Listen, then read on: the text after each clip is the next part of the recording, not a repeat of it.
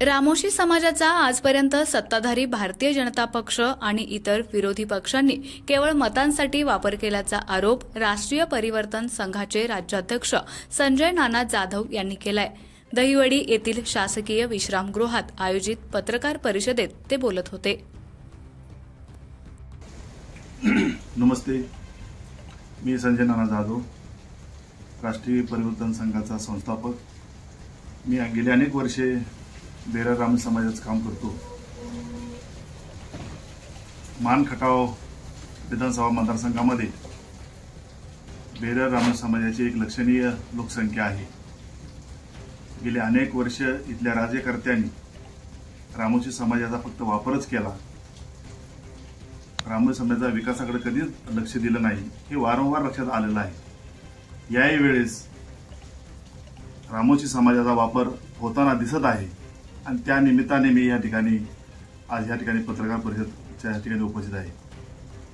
गेले 70 वर्ष झाले की आमच्या समाजाला लक्षणीय लोकसंख्या असून सुद्धा कधी सत्तेचा वाटा मिळालेला नाही। एक अपवाद बघितलं फक्त पंचायत समिती सदस्य एकदा झाले, परत कधीही जिल्हा परिषद सदस्य नाही, काही नाही। मला ह्या तुमच्या माध्यमातून एवढंच बोलायचं आहे की फक्त आमचा वापरच करणार आहे का तुम्ही? गेले 15 वर्षे इथल्या आमदारांना रामोशी समाज मतदान करतोय, पण ह्या आमदाराचं एकदाही रामोशी समाजासाठी विधानसभेमध्ये तोंड उघडलं गेलं नाही। एकदाही ह्या माणसांनी रामोशी समाजाचा प्रश्न विधानसभेत मांडला नाही। कधी त्यांच्या वाड्या वस्त्यावर रस्ते आम्ही बघतोय की अतिशय गलीची आज ही अवस्था आहे। काल परवा इथं राष्ट्रवादीच्या एका नेत्यांनी मोठा मेळावा घेतला। मला वाटतं फक्त निवडणूक आल्यानंतरच राष्ट्रवादी रामोशी समाजाचं ध्यान करते। सगळ्यात जास्त नुकसान जर केलं असेल आमचं तर राष्ट्रवादी शरद पवार साहेबांनी केलं। एकदाही त्यांच्या मतदारसंघात उमाजी नायकांचं असताना सुद्धा कधी त्याची भेट दिली नाही। म्हणून आम्ही खरं या ठिकाणी भाजपकडे गेल्या बारीनं हे केलं, पण भाजपनं सुद्धा आम्हाला फसवलंच।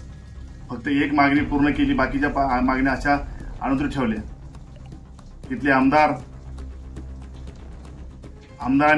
दहिवडी विभागामध्ये सगळ्यात जास्त तडीपार आमची लोक केली। इतर गुन्हेगार त्यांना दिसत नाहीत का? सगळे 2 नंबर धंदेवाल्याला आमदारांचा इथं अभय असताना आमच्याच लोकांवर कशी पडतीय? हा सगळा सावळा गोंधळ आहे या ठिकाणी। म्हणून मी या ठिकाणी नम्र विनंती करणार आहे समाजाला सुद्धा की यापुढे मतदान करताना समाजाने विचारपूर्वक केलं पाहिजे। आता ओबीसी आरक्षण तर गेलेलंच आहे आमचं, परंतु जर तुम्ही आता समाज अतिशय मतदानाच्या निमित्ताने उभा नाही राहिला तर समाजाला कुणीच विचारणार नाही।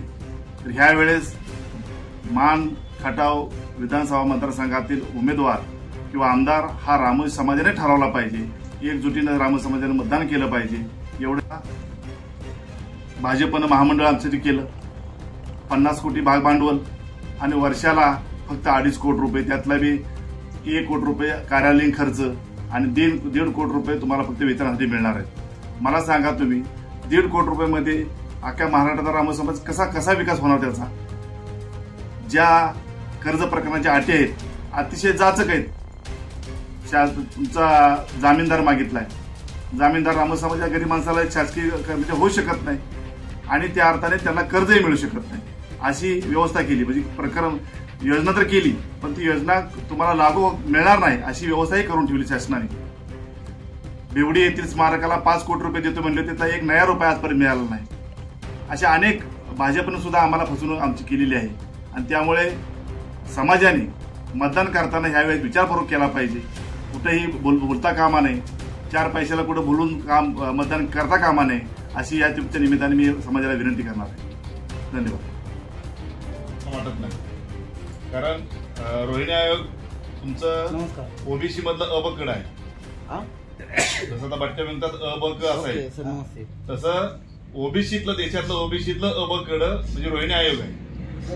तो जर लागू झाला तर आम्हाला ज्या छोट्या छोट्या जाती आहेत इथल्या त्या समाजाला न्याय मिळू शकतो। म्हणजे ओबीसी आरक्षण गेलं तरी किंवा ओबीसीत मराठा समाज आला तरी, समजा ओबीसीत संपूर्ण मराठा समाज आला, समजा आला, ऐका की आला तरी जरी रोहिणी आयोग लागू केला तरी सुद्धा ह्या छोट्या छोट्या जाती आहेत, समजा रामोशी असेल, वडरा असेल, फाशी पारदे असेल, ह्या लोकांना न्याय मिळू शकतो 100%.